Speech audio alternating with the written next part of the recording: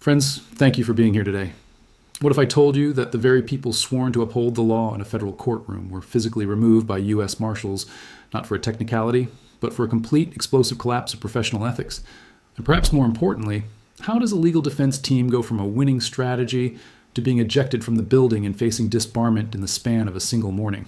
These are not questions we typically ask about federal trials. Usually we expect the courtroom to be a place of somber reflection, rigid rules, and quiet deliberation. We expect the drama to come from the evidence, not from the behavior of the officers of the court. But what unfolded on December 10th was not just unusual. It was a historic anomaly that challenges our understanding of the American legal system. We are going to walk through this event step by step, peeling back the layers of legal strategy, human error, and catastrophic misjudgment to answer the burning question: why were Donald Trump's lawyers removed from court? Let's begin by looking at the sheer scale of this unprecedented incident. To understand the magnitude of what occurred, we must first set the stage. A federal courtroom is a sanctuary of order. It is designed to be intimidating, respectful, and controlled. The judge is the supreme authority, and the attorneys are officers of the court, a title that carries with it a heavy burden of responsibility and truthfulness. In this environment, raising one's voice is rare. Shouting is practically unheard of. Physical removal by federal agents is something reserved for unruly spectators or dangerous defendants, almost never for the lawyers wearing the expensive suits. Yet, on the morning of December 10th, that sanctuary was violated. Donald Trump's legal team, men who have spent years in law school and passed the bar exam, were physically ejected from the proceedings. This wasn't a polite request to leave. This was a scene where federal marshals, the enforcement arm of the federal judiciary, had to step in because the Judge authority was being openly defied. Before we dive deeper into the legal strategy that led to this chaotic moment, if you are finding this analysis valuable, please take a second to hit the like button and subscribe to the channel. It really helps us continue to bring you these in-depth breakdowns of critical legal events. Witnesses described the event as the most explosive meltdown they had ever seen in a major trial. The catalyst? Not a smoking gun weapon, not a secret tape recording, but a single piece of paper, an email dated August 2022. This document, introduced by the prosecution, triggered a chain reaction that turned a legal proceeding into a chaotic scene reminiscent of a reality television drama rather than a court of law. We are talking about licensed attorneys screaming that the proceeding was a kangaroo court while being escorted out. We are talking about professionals risking their licenses, facing contempt charges, and potentially inviting their own criminal liability. When a federal judge orders marshals to remove counsel, it signals a breakdown so severe that the trial literally cannot continue with those individuals present. It is the judicial equivalent of a pilot being removed from the cockpit mid-flight because they refuse to follow air traffic control. To truly appreciate the tragedy of this collapse, we have to look at the context before the explosion. It is important to note that up until this point, Trump's legal team was actually doing a competent job. In the weeks leading up to December 10th, they had adhered to courtroom protocols. They were polite, they were prepared, they were chipping away at the government's case. Their strategy was sound. They weren't arguing that the documents didn't exist. They were arguing about intent. They claimed that any issues with document retention were inadvertent mistakes, clerical errors rather than criminal obstruction. They argued that the former president relied heavily on the advice of his lawyers, a defense known as advice of counsel, which can be a powerful shield in criminal cases. Furthermore, they were painting a picture of selective enforcement, suggesting that the prosecution was motivated by politics rather than justice. According to reports from Politico and other outlets covering the trial, this strategy was working. The defense had successfully created doubt about the government's timeline. They had cross-examined prosecution witnesses effectively, getting them to admit that there were ambiguities in how email chains were handled and how documents were stored. Legal analysts observing the trial were beginning to whisper that Trump might actually have a path to an acquittal, or at least a hung jury on several of the charges. Reasonable doubt is a high bar for prosecutors to clear, and the defense was doing a good job of muddying the waters. This context is crucial because it makes the subsequent meltdown even more baffling. This wasn't a desperate team backed into a corner with no other options. This was a team that was holding its own. They had momentum. They had the appearance of professionalism. They were playing the game by the rules and scoring points. But the prosecution had an ace up their sleeve. For days, they had been laying the groundwork for a specific revelation. They had introduced testimony about document retention policies. They had established timelines through phone records. They were building a narrative that moved the case from simple negligence to intentional obstruction. They were preparing to show that the defense's narrative of "oops, we missed that box" was factually impossible. Then, on the morning of December 10th, came the spark that lit the fuse. The morning began like any other. The jury was seated, the judge was on the bench, and the gallery was filled with reporters. Then, the prosecutors made their move. They informed the judge that they needed to introduce a newly authenticated email.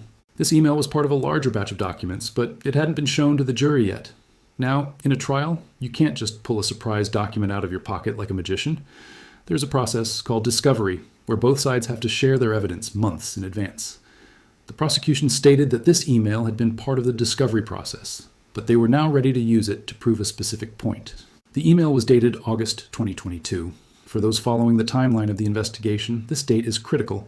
It falls right in the middle of the period when Trump's attorneys were negotiating with the Department of Justice about returning classified materials. It was a time when the defense was asserting that they had conducted a diligent search and returned everything. An email from this period could prove what the lawyers knew, when they knew it, and whether they were being truthful with the government at that time. According to reporters from CBS, CNN, and the Associated Press who were inside the room, the prosecution handed copies of this email to the judge, the jury, and the defense table simultaneously. The reaction from the defense table was instantaneous. Usually, when a lawyer is handed a new document, they put on their reading glasses, scan it quietly, perhaps whisper to their colleague, and then make a calm objection if necessary. That is not what happened. Within seconds of reading the paper, the lead attorney, Trump's primary trial counsel, shot up from his chair. He didn't just object. He demanded an immediate sidebar. A sidebar is when the lawyers from both sides approach the judge's bench to have a quiet conference, typically with a white noise machine playing so the jury cannot hear the legal arguments. It is supposed to be a discreet way to handle disputes without prejudicing the jury.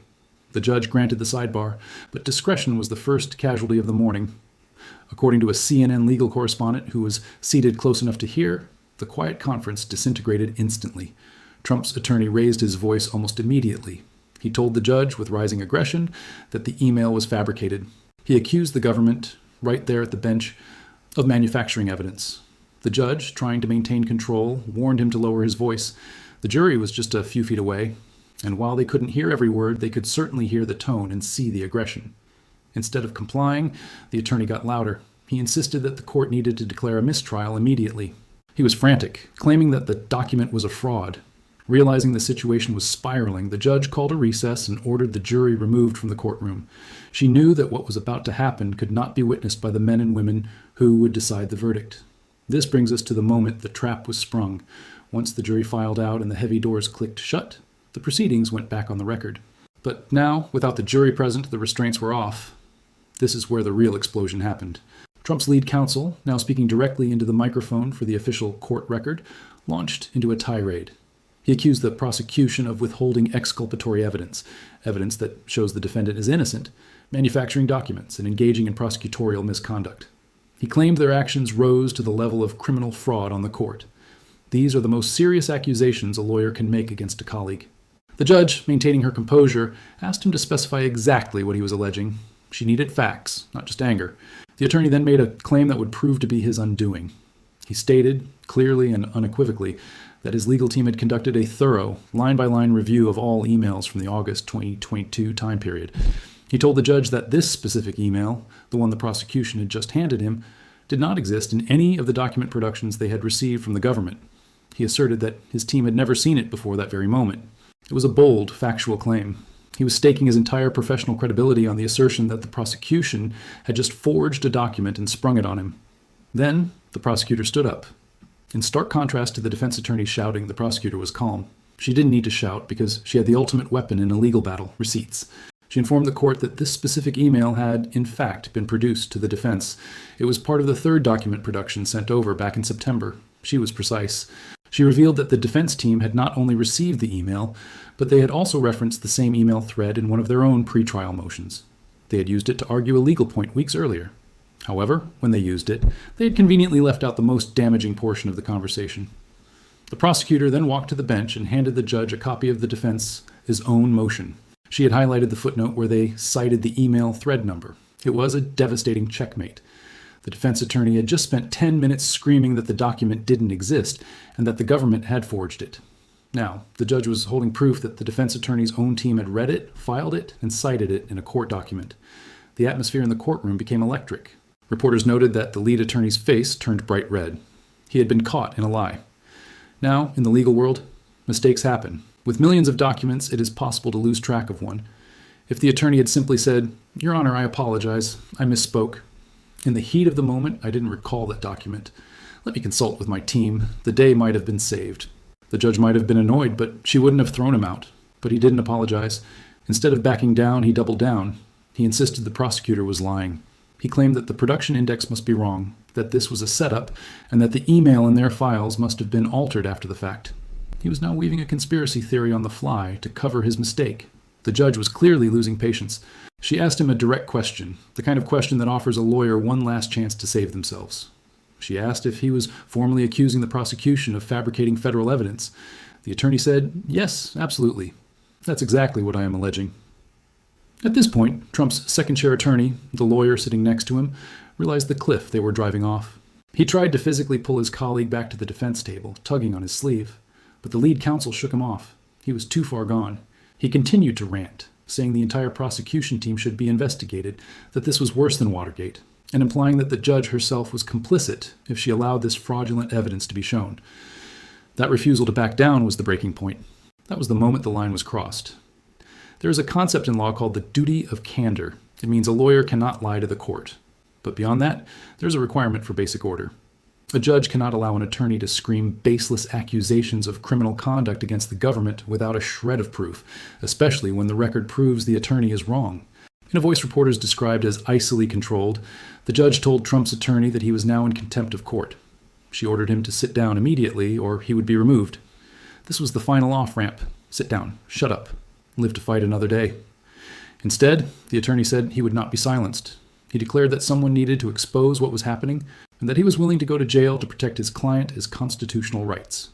He was performing for an audience of one, his client, but he was forgetting the audience that mattered, the judge. The judge looked at the federal marshals standing by the wall and said one word, "Remove him." 2 marshals approached the defense table. It was a shocking sight, but the chaos wasn't over. As the marshals moved in, the second attorney, the one who had tried to stop his colleague earlier, decided that he too needed to make a stand. Perhaps he felt he couldn't let his partner go down alone. He stood up and started shouting that this was a violation of Trump's Sixth Amendment right to counsel, screaming that the judge was proving the whole system was rigged. The judge didn't hesitate. She held up her hand, pointed at the second attorney, and said, "Him too." Both attorneys were escorted out of the courtroom, one of them still shouting back at the judge that everyone would see the truth. The heavy doors swung shut, leaving behind a stunned silence. I want to pause here and ask you a question because this is the core of the issue. Do you think the judge was right to physically remove them for this behavior, or do you think she should have given them another chance? I am really curious to hear your thoughts on this, so please leave a comment down below. Sitting alone at the defense table was the remaining member of the team, a junior attorney. He sat frozen, staring at the empty chairs where his bosses had been just moments before. He was now the lead counsel for the former President of the United States, a role he was wholly unprepared for. Now, let's look at the immediate and catastrophic fallout. The fallout from this incident was immediate. First, consider the jury. Although they were removed for the shouting match, they eventually had to be brought back in. When they returned, they saw 2 empty chairs. They saw a shaken junior associate trying to organize papers. They saw the judge looking stern. Juries are smart. They know that lawyers don't just disappear in the middle of a trial. They likely heard the shouting through the doors. The inference they will draw is devastating. The defense was so weak, or the lawyers so out of control, that they were removed. In the mind of a juror, this reeks of desperation and guilt. Second, Trump was left defenseless. The junior attorney remaining did not have the command of the evidence. He hadn't prepared the cross-examinations for the upcoming witnesses. He didn't know the strategic framework that had been developed over months. He was a soldier left on the battlefield without a general or a map. Trump's entire defense strategy, the one that was working so well just hours before, had collapsed in the most public way possible. During the lunch recess, Donald Trump took to Truth Social. Instead of expressing concern for the legal predicament, he attacked the judge personally. He called her a partisan hack and labeled his ejected attorneys heroes for standing up to corruption. Legal experts noted that this reaction was perhaps the worst thing he could do. By attacking the judge while his attorneys were being punished for similar behavior, Trump showed he either didn't understand the gravity of the situation or simply didn't care. Former federal judge Nancy Gertner noted that this could be used as evidence that the behavior was a coordinated strategy to cause a mistrial. Essentially, that they were trying to get thrown out on purpose because the evidence was turning against them. If the judge decides to investigate that possibility, it opens up a whole new realm of legal trouble. For those watching closely, this felt eerily familiar. As shocking as this event was, for those of us who have followed the legal sagas surrounding the former president, it felt eerily familiar. There is a disturbing pattern here. Time and again, we have seen accomplished, respected lawyers enter Trump's orbit, only to leave with their reputations in tatters and their licenses in jeopardy. Think about Rudy Giuliani. He was once America's mayor, the man who led New York through 9/11, a respected federal prosecutor who took down the mob. After years of defending Trump's election claims, he is now disbarred in New York and D.C., facing bankruptcy, and hit with a $148 million defamation judgment. He destroyed a 40-year legacy because he couldn't stop making false claims for his client. Then there was Sidney Powell. She was a respected federal appellate attorney. She ended up pleading guilty to criminal charges in Georgia and becoming a national punchline for her Kraken lawsuits, which were filled with conspiracy theories and factual errors. Jenna Ellis, a bright young legal talent, pleaded guilty in Georgia and had to tearfully admit to the court that she had failed in her due diligence, relying on false information provided by others. She was censured by the Colorado bar. John Eastman, a constitutional scholar and law school dean, is facing disbarment and criminal charges for his role in the January 6th legal theories. Now, Trump's current trial attorneys have joined this list. The pattern is absolute. Lawyers who believe that defending Trump requires abandoning the rules of the court end up destroyed. They seem to operate under the delusion that they can bend reality in a courtroom the way a politician bends reality on a campaign stump. But courtrooms don't work that way. In court, facts matter. Evidence matters. And lying to a judge has consequences. You might be asking, why should I care about two lawyers getting kicked out of court? The answer lies in the integrity of our justice system. The legal system relies on a concept called the adversarial process. We have a prosecution and a defense, and they fight it out within a strict set of rules. The judge acts as the referee. If one side decides they don't have to follow the rules, if they lie about evidence, scream at the referee, and refuse to leave the field, the game cannot be played. The system breaks down. When Trump's lead attorney claimed the email didn't exist, he violated the most sacred rule of the legal profession, the duty of candor. You cannot knowingly make a false statement to a tribunal. When he was caught and refused to apologize, he attacked the very institution of the court. If these attorneys faced no consequences, it would send a terrible message. It would say that if you are powerful enough or loud enough, the rules don't apply to you. It would say that you can turn a federal trial into a circus and get away with it. By removing them, the judge was protecting the institution. She was saying that the truth still matters and that decorum is non-negotiable. Furthermore, this has a chilling effect on Trump's future defense. Competent, ethical lawyers look at this scene and run the other way. Major law firms have reportedly already declined to represent Trump because they fear exactly this kind of scenario, being forced to make unethical arguments or losing control of the client. As the pool of available lawyers shrinks, Trump is left with those who are less experienced or more willing to cross ethical lines, which only increases the likelihood of more disasters like this one. We must also consider the practical nightmare that now unfolds in the strategic void. We have talked about the emotion and the ethics, but we need to talk about the cold, hard logistics of what happens tomorrow morning. The courtroom doors will open, the judge will take the bench, and the jury will file in, but the defense table will be a ghost town. Consider the plight of the junior attorney left behind. In legal terms, this is akin to a medical resident being forced to complete a complex brain surgery because the lead surgeons were escorted out of the operating room for throwing scalpels. This young lawyer is now facing seasoned federal prosecutors who smell blood in the water. He likely does not have the clearance, the experience, or the deep knowledge of the millions of pages of discovery to mount an effective defense on the fly. He is not just an underdog, he is a casualty of his superior's war on the court. This creates a paradox for the judge. If she forces the trial to continue with just this junior attorney, Trump has a built-in appeal argument, ineffective assistance of counsel. He can claim he didn't have a fair trial because his lawyer was incompetent or overwhelmed. However, if the judge grants a long delay, known as a continuance, to let Trump find new lawyers, she rewards the bad behavior. She gives the defense exactly what they often want. Time. Time for memories to fade, time for political winds to shift, time to delay the verdict until after an election. It is a poison pill strategy. By blowing up the trial, the ejected attorneys may have handed their client a chaotic lifeline. And where does Trump find new counsel? This is the silent crisis brewing in the background. In the past, a former president would have his pick of the finest legal minds in the country, the white shoe firms of New York and Washington. But those firms operate on reputation. They see what happened on December 10th, lawyers being physically removed, facing disbarment, being humiliated globally, and they lock their doors. They know that representing this client often means being asked to cross lines that no ethical lawyer can cross. So the pool of available talent shrinks to those who are either true believers in the political cause or those who are desperate for the fame, regardless of the cost. This creates a feedback loop. The client demands aggressive, rule-breaking tactics. Ethical lawyers leave. Unethical or inexperienced lawyers step in. Disaster ensues, and the cycle repeats. We must also consider the psychological impact on the jury. We often treat jurors like blank slates, but they are human beings. They sat there. They watched the defense team, the people asking them to trust their version of events, act so irrationally that armed marshals had to intervene. When those jurors go into the deliberation room, they won't just be discussing the emails or the timelines. They will be discussing the behavior. They will wonder, if the defense had the truth on their side, why did they have to lie? Why did they have to scream? Why were they so afraid of that email? The empty chair at the defense table becomes a silent witness against the defendant, screaming louder than any prosecutor ever could. This leads us to a chilling possibility. Was this meltdown a calculated act? Some legal theorists suggest that when the evidence becomes insurmountable, the only strategy left is to burn the house down. If you can't win on the facts, you create so much chaos, so much error, and so much conflict that the judge is forced to declare a mistrial. It is a scorched earth tactic, a way of flipping the game board over because you are losing the game. If that was the plan, it was a high-risk gamble that has left the client exposed and the legal system bruised.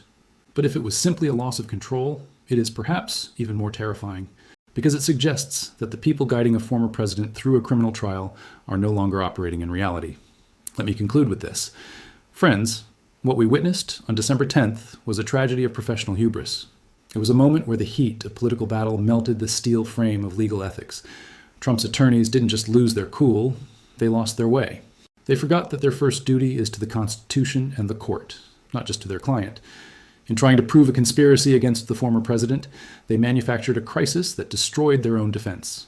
They were removed not because the system is rigged, but because the system has boundaries. They crashed into those boundaries at full speed. Now, Donald Trump must face the remainder of his trial with a decimated team and a jury that has seen the curtain pulled back. The explosive meltdown wasn't just a bad day in court. It was a stark reminder that in the American justice system, no one, not a lawyer and not a former president, is above the rules of the game. Thank you for your time.